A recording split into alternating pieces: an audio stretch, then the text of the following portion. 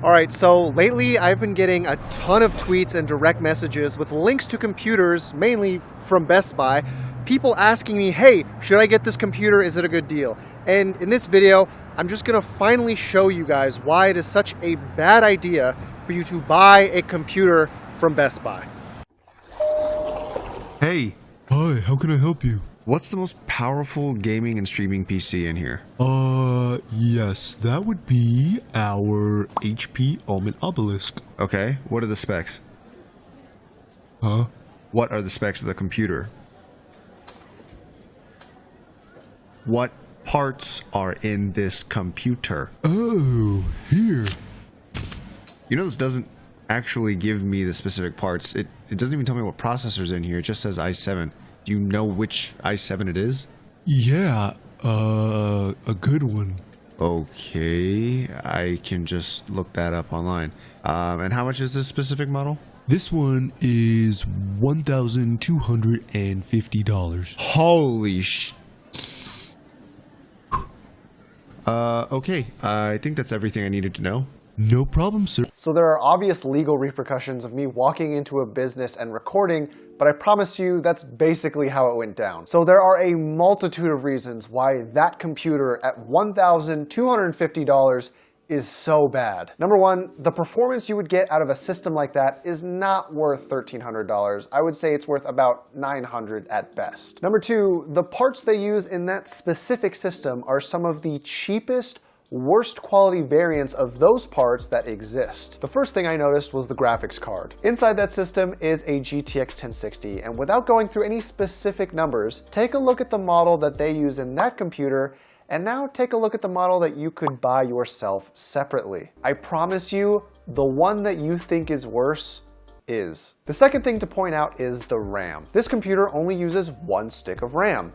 Why? Well, it's cheaper for them to build a computer like that. However, you typically want at least 2 sticks of RAM to make use of dual channel. Dual channel is a feature that most motherboards support today, where you have a second stick of RAM inserted into the correct slot. It helps to reduce the bottleneck of only having one. In simple terms, it makes the programs on your computer run gooder. There were some other slight issues I had with the computer parts specifically, but we're not going to get too nitpicky there. And number 3, worst of all, the computer had no RGB lights. It had a little breathing pattern on the logo, but that doesn't count. If you're paying over $1 grand for a PC, it should look like you paid over $1 grand. Now, for clarification purposes, I know that this computer is made by HP, but this isn't a knock at HP. Best Buy is the aftermarket retailer, and they have determined what price they want to sell it for. So don't get it confused. I'm not telling you not to buy computers from specific manufacturers. I'm telling you to be careful of the retailers who sell them. So now that we understand that going to Best Buy isn't the best move, what should we do instead? Well, if you order parts online and build yourself,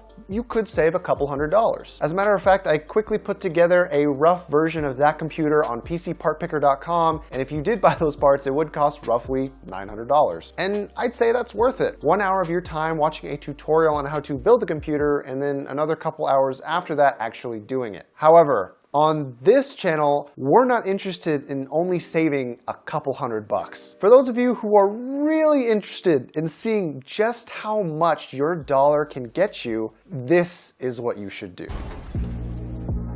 Alright, so our first stop today is actually to pick up some RAM. Homeboy said that he's bringing some RGB 16 gigabytes of 3000 megahertz speed clock speed RAM, so hopefully it works as it should, and there's no scratches and it's not too beat up. How's it going? Chris, nice to meet you. How you doing? Nice to meet you, sir. It was fast. Yeah, appreciate it. Thank you so much. I literally had that on a couple weeks ago, and everyone who messaged me was just lowballing the hell out of you. well, yeah, and I see this is I see.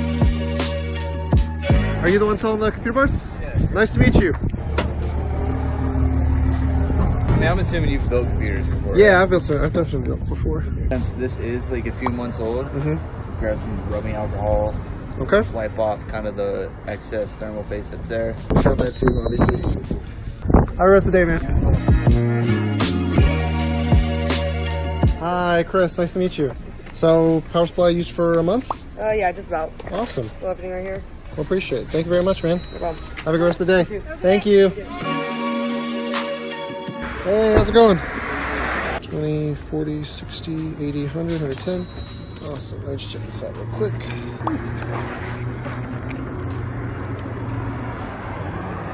Awesome. Looks good, man. Appreciate it.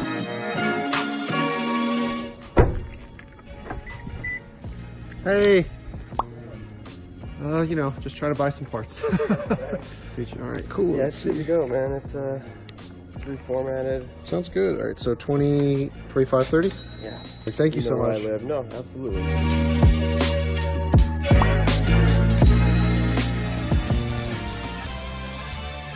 All right, so it's been a week and we finally have all of our parts ready to go. So really quickly, what did we get and why did we get it? First thing we're gonna start with is the RAM. This is Corsair Vengeance, the RGB variant of this RAM, and it is amazing. This is a 2-stick kit for a total of 16 gigabytes, and it is clocked at 3000 megahertz speed, which will help very much for our processor. This normally retails for $105, but we got it for $80. Next, we have our CPU, motherboard, and cooler. Now this deal did come with some RAM, but we're going to exclude that price because it was already used for a separate video and a separate computer. Inside this bundle is a Ryzen 5 2600 processor and an X470GB AORUS motherboard. The reason we went for the Ryzen 5 2600 is because it is a cheap, perfect alternative for the i7 8700. I think it's a great option because you get very similar performance in nearly all tasks. And the fact that it comes with an X470GB AORUS motherboard is amazing because not only is this thing absolutely beautiful, it comes with RGB lights and a ton of additional features. Normally, this processor and the cooler retails for $170 and the motherboard retails for $180, but we got the two bundled together for only $200. Next, we have our graphics card. This is an MSI RX 580, and I think this is the perfect alternative to a GTX 1060. If you look up any benchmarks comparison video between this graphics card and the GTX 1060, you will see that the performance is almost identical. On top of that, in certain games, the RX 580 actually gets higher frames per second. This thing normally retails for $220, but we got it for only $110. Moving on to our SSD, we have a Samsung 850 EVO 250GB model. Now, for those of you that don't already know, the reason we're going for an SSD instead of a traditional hard drive is because SSDs are faster. This is where Windows and all of our games are going to be installed onto. Now, the only downfall of this system is it does not have that extra 1TB hard drive that the computer at Best Buy did. However, I would make the argument that the SSD we're using is slightly higher quality, and since the purpose of this computer is gaming and streaming, I don't think that the 1TB of storage is 100% necessary. Normally, this thing retails for $50, but we ended up getting it for $30. And the power supply that's going to be powering this whole system is the CX550 by Corsair. Now, normally, buying a used power supply is the biggest no-no in computer building. The reason I say that is because if you do get a bad power supply and something fails inside of it, it does have the potential to take out the rest of your components in your system. However, the reason I was so comfortable buying this is because the user said that it was only used for 1 month, and upon inspection, I saw no dust inside this thing, which makes me believe him. Plus, normally this thing retails for $50 and he was only selling it for $20, and you know, $20 is $20. And lastly, we have our case. This is probably the purchase that I am most proud of because I've been trying to work with Cooler Master's H500P for a while now. The reason I haven't is because this thing retails for $250. And you can probably see why. The aesthetic of this thing is absolutely amazing, and the white color scheme looks beautiful. On top of that, it comes with these massive RGB fans that I'm going to be installing into the front of the case. And from what I've seen in the pictures so far, these things look absolutely amazing when they're turned on. Now, I won't say that this was the perfect purchase because there are some small scratches on the back. However, I'm not going to show those to you guys because I want to keep up the illusion that everything I'm doing here is perfect. So, if you've been doing the math so far, the retail value of this system is $1,025. The price and the performance of this system is actually relatively similar to the computer at Best Buy. However, if you've been doing the math, then you would realize that we've only paid $520 for all of this. On top of that, this system has so much more RGB that it's gonna feel like that $1,000 system. But we are not in the clear yet. Obviously, all of these parts are used. There is no guarantee that everything here is going to be working perfectly. So without further ado, let's see if I wasted $520 and build this thing.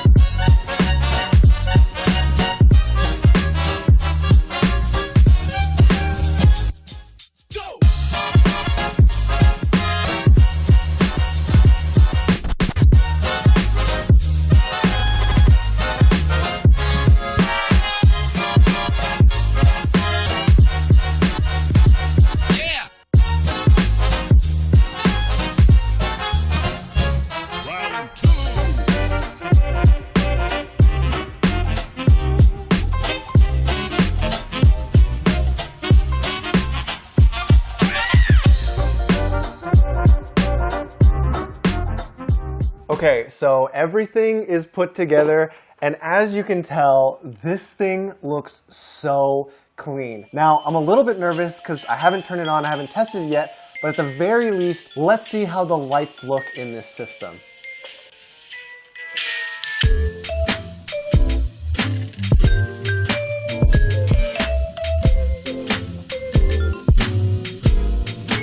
Alright, before I have too much of a nerdgasm, I do need to quickly explain some things. So, when buying used, not everything goes perfectly, and there are oftentimes minor compensations you do have to make to save that extra dollar. In this case, there were a few minor issues. So, number one, the 200mm fans that came with the H500P are broken.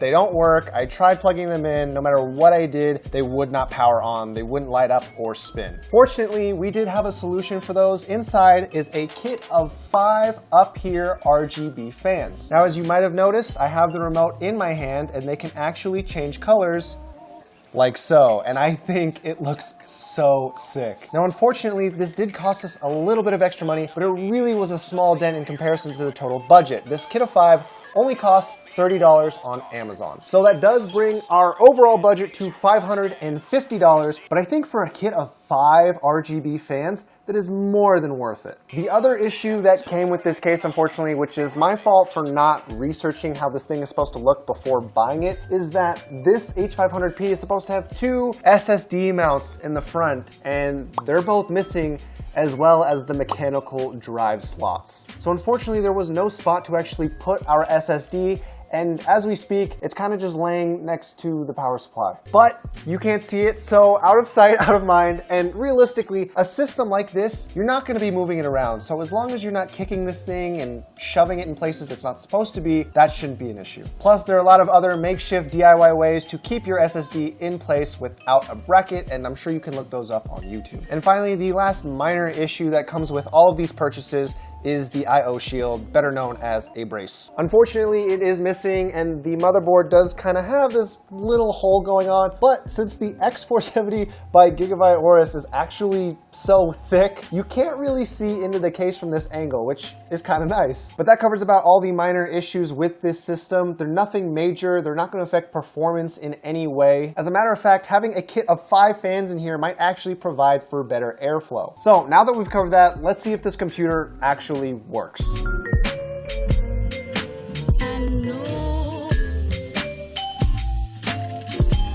All right, moment of truth. No, what do you mean no signal?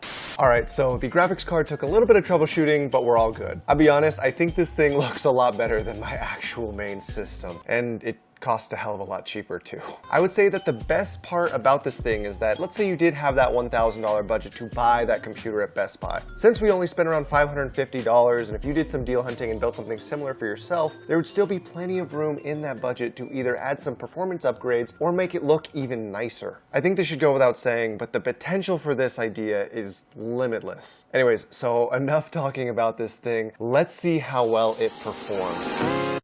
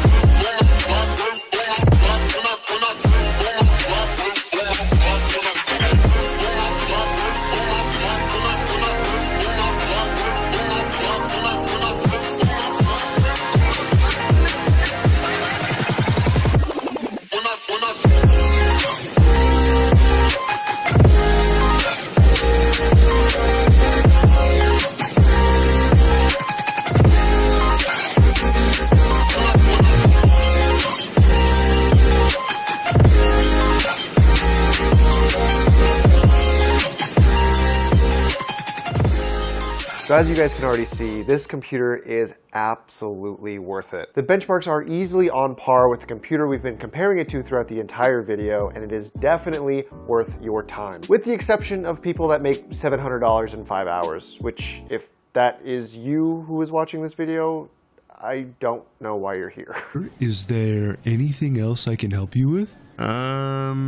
Just out of curiosity, which internet browser do you use? Oh, me?